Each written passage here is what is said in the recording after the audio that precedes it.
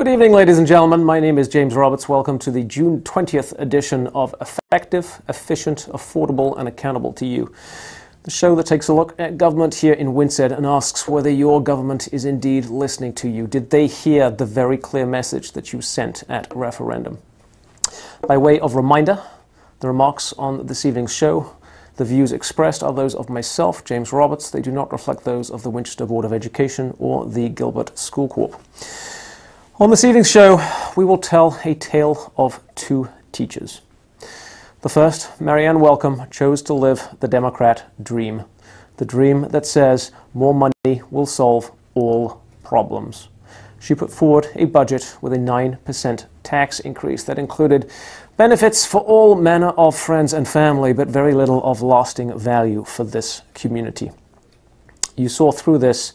You sent her a message. You said no. Deputy Mayor Candy Perez has come forward with a second budget. She has chosen to pursue the near Democrat dream, the one that says almost as much money will solve almost as many problems.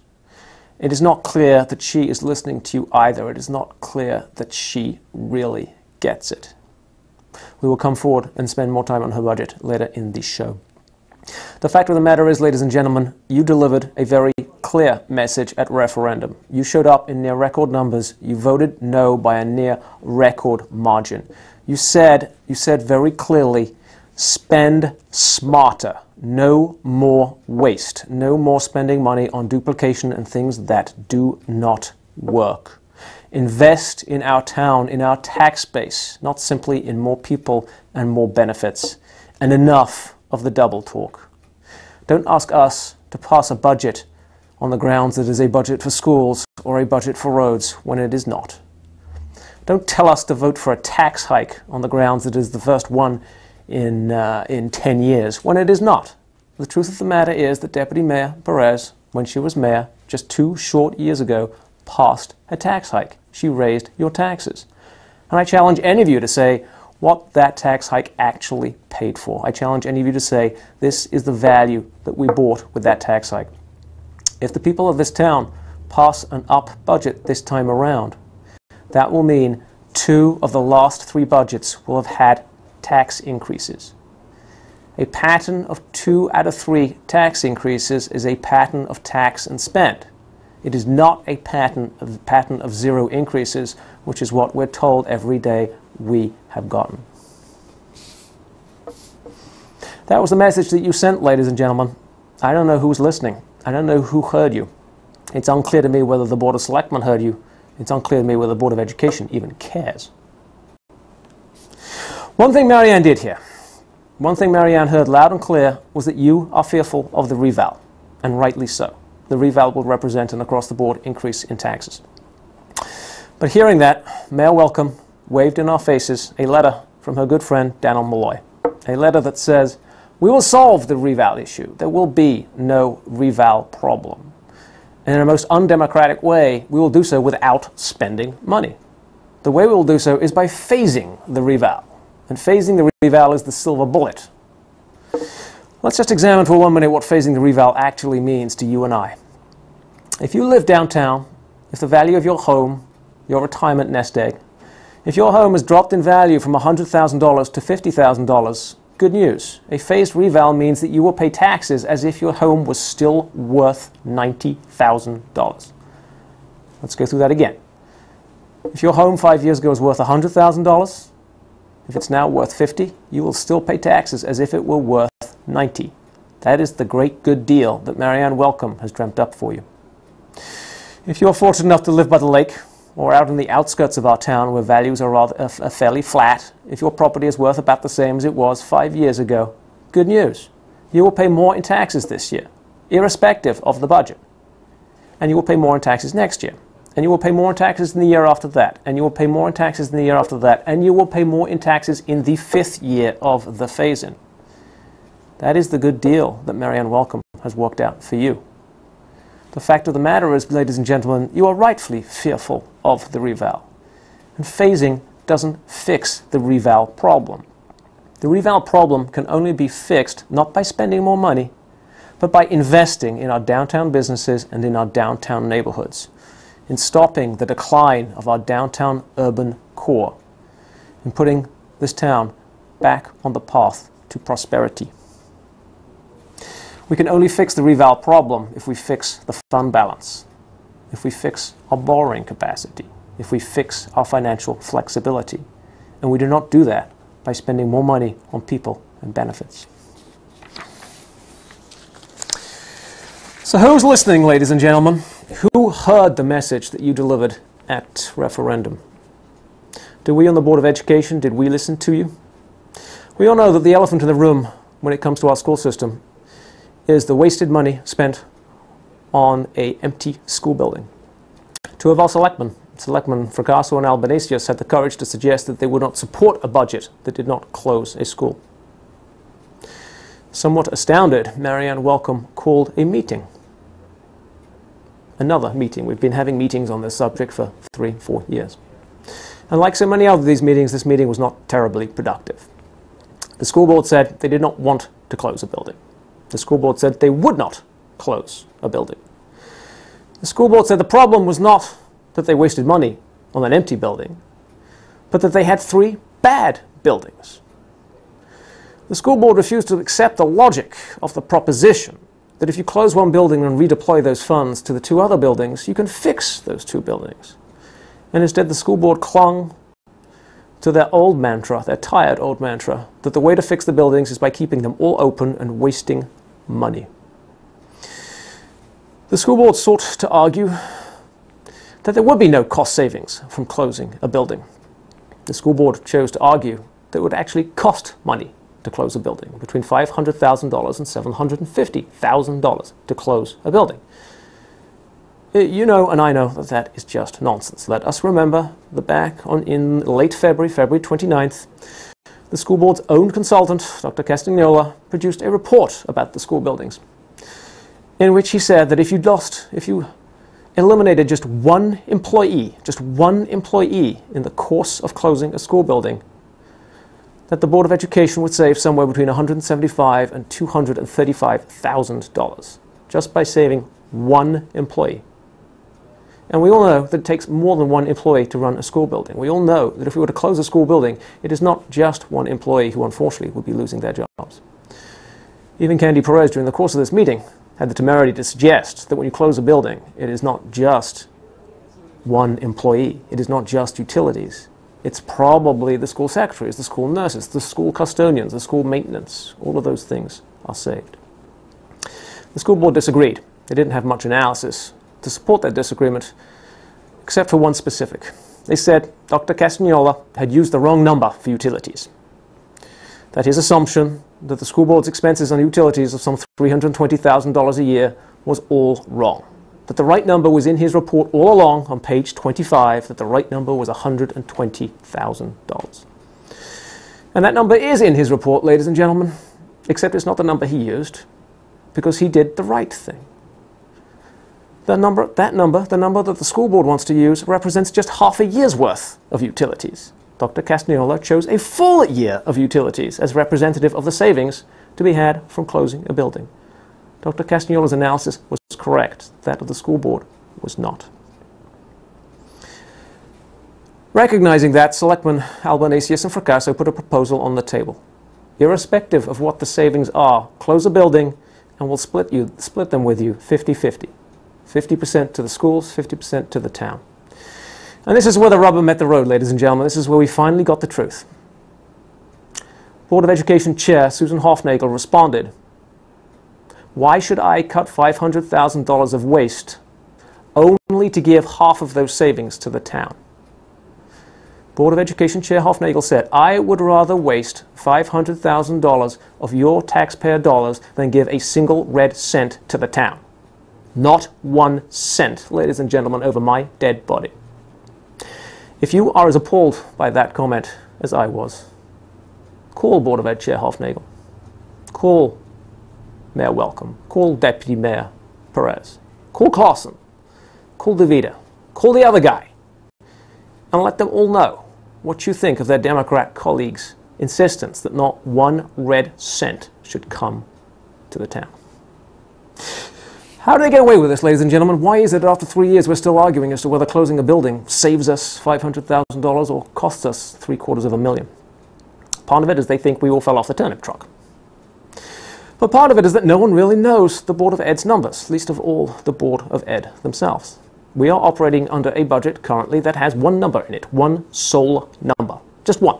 No line items, no grants, no accountability for the millions of dollars of federal and state money that we spend, no accountability for all of the money that we spend from the town, just one single number. Is it any wonder that the Board of Education doesn't know what it spends on utilities when its budget consists of just one number? Several months ago I pointed out that the March finance report showed a discrepancy of some $400,000.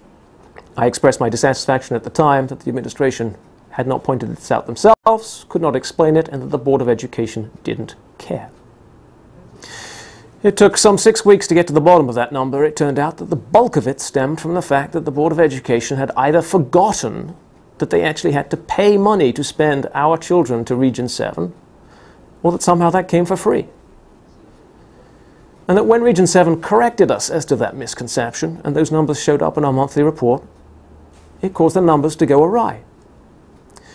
Now, I understand mistakes, ladies and gentlemen. I understand it's easy to lose a single number, a single line item in a big, long budget. We don't have a big, long budget, ladies and gentlemen. We have a number. But mistakes are human. As long as we learn from those mistakes, as long as we're ready to confess to those mistakes, to explain them, and to learn from them. Did the Board of Education learn from that mistake? I don't believe so. Which is why, a couple of weeks ago at the last finance meeting of the Board of Education, reviewing the numbers for May, I was not surprised, but I was nevertheless disappointed to find that an extra $250,000 had evaporated. Again, did the administration bring this to our attention? No. Did the Board of Education notice it? No. Did the Board of Education care? No. When I asked the question, there was a deafening silence, and there has remained a deafening silence. The Board of Education has no idea where the school's money goes, and they don't much care. That's a money-grubbing question for people like me. You provide the money, the Board of Education spends it, that's all we need to know. It's not, ladies and gentlemen, we need to know where the money goes. We need an audit. We need to know where your taxpayers are being spent. Which frankly brings us to one of the more startling pieces of news in the last 10 days. This week, the Board of Education decided to award a 13% pay and benefit increase to the superintendent. Let me say that again, 13%. Now, whether you believe the superintendent deserves a 13% pay raise, and I don't, I voted against it. It was a 6-3 vote. The simple fact remains, we don't have the money to pay a 13% pay raise to the superintendent. We were looking at firing teachers to pay Mayor Welcome's pay raise. How many more teachers must we fire to pay a pay raise to the superintendent? It's not all bad news, however, ladies and gentlemen. The Board of Education will embark this summer on a maintenance program. This is a good thing. This will include both preventative maintenance and fixing existing problems. It will involve roof work, fixing the Pearson furnace, a program of door replacement, floor replacement, carpet replacement, a variety of things which should have been done long ago and which going forward I hope we will do each and every year. This is why we have a maintenance budget in the school's budget. This is a good thing, and for which we should give full credit to both the superintendent and the business manager. It is unfortunate, it is sad, therefore, that they chose to include in that list of maintenance projects the purchase of a truck. Now, the school board has wanted a truck for a very long time, and I think we can all readily imagine that a truck would be a nice thing to have, a convenient thing to have. It would save time and perhaps even money at various points. But the simple fact of the matter, ladies and gentlemen, is a truck will not improve any of your children's literacy. A truck will not improve any of your children's mathematical or science scores. A truck will not make buildings better. A truck will add, in very little ways, to the success or failures of our school system. The school board doesn't seem to be listening, ladies and gentlemen. The school board doesn't seem to have heard your message. The school board doesn't, frankly, seem to care that you have a message for them. The school board is in the business of spending money, not accounting for money. What about the town? What about the Board of Selectmen? Are they listening? Have they really heard? Did they hear anything other than Marianne's concern over the reval?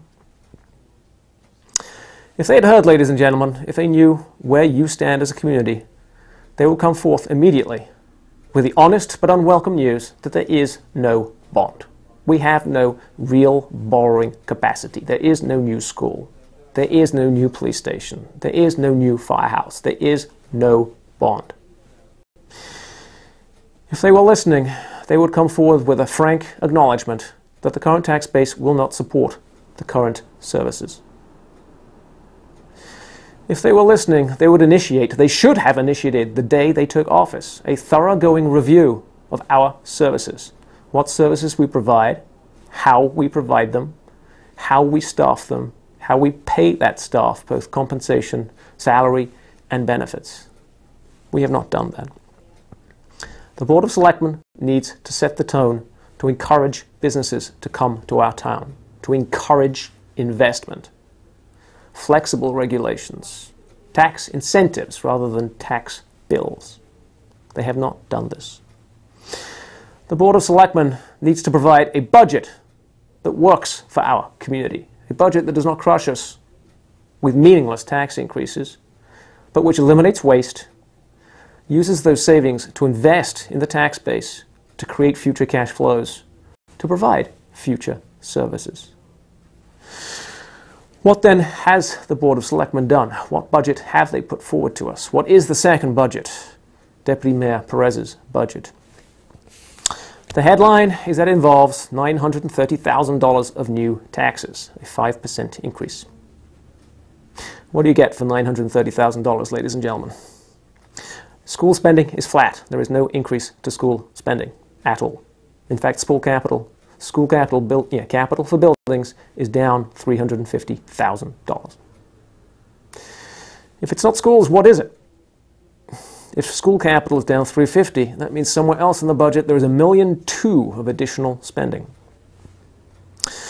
Well, on the good front, there's the same $200,000 of spending on roads as there was in the first budget. It's not much. It wasn't much then. It remains not much. But it's something.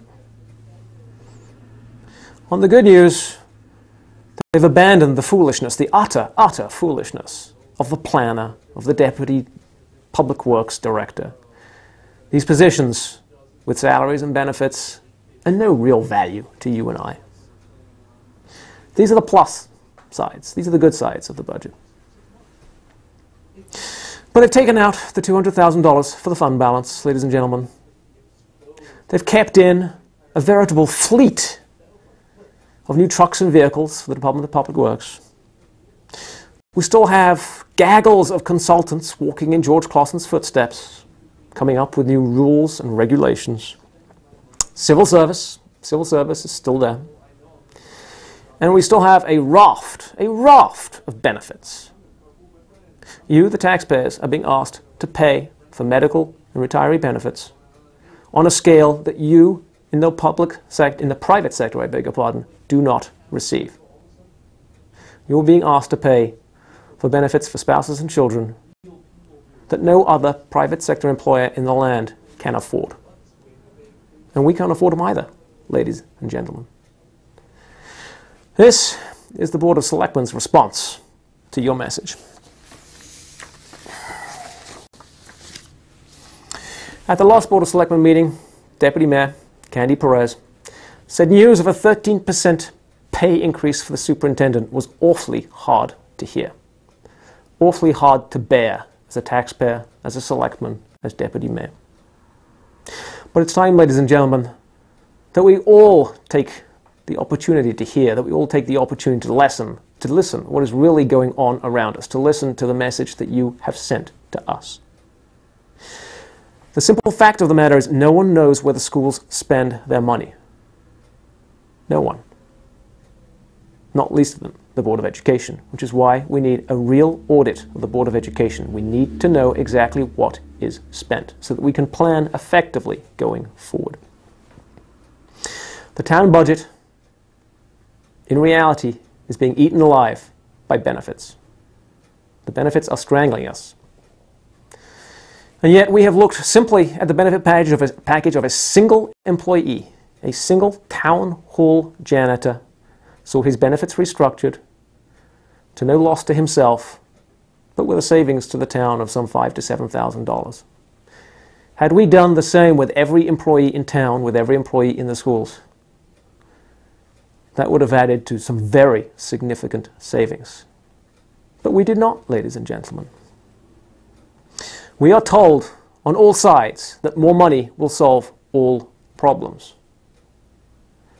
But we know that is not the case. We know that if we listen to the conventional wisdom of the majority, that we will learn, that we will know that smart spending solves problems, but more spending simply makes problems bigger.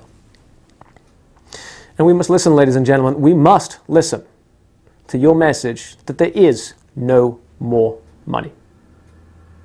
There can be no more money until we have invested, that we have freed up money through savings and invested and yielded a return. That is where more money comes from. We need to retrench, ladies and gentlemen. The message that you have delivered and that I, for one, have heard is that we need to retrench and live within our means. That means we must identify savings. We must close a building. We must consolidate duplicate functions. We must eliminate waste. We must rationalize people and benefits, recognizing that those are our friends and neighbors. We need to invest in our tax base in order to free up returns, cash flow, which we can put towards the services we want. Candy Perez said it was awfully hard to hear of a 13% pay raise to the superintendent. Well, I think it's time that we all heard what our leadership is telling us, what the Board of Selectmen and the Board of Education is telling us, the community of Winsted. Their message is just as loud and just as clear as the message you sent at referendum. The message of our leadership is Winsted, get lost. Stop with the pesky questions and just pay the tax bill. Just suck it up, however high it goes. That's the message that your leadership is sending you, ladies and gentlemen. And that's not a message that I feel particularly proud to be a part of. If you want a government that is effective and efficient and affordable and accountable to you, you need to ensure that your leadership understands, hears, listens to your message and acts upon it. Winsted Get Lost is not an acceptable solution to the very real problems that we face. Thank you very much, ladies and gentlemen, and we will see you in a couple of weeks' time.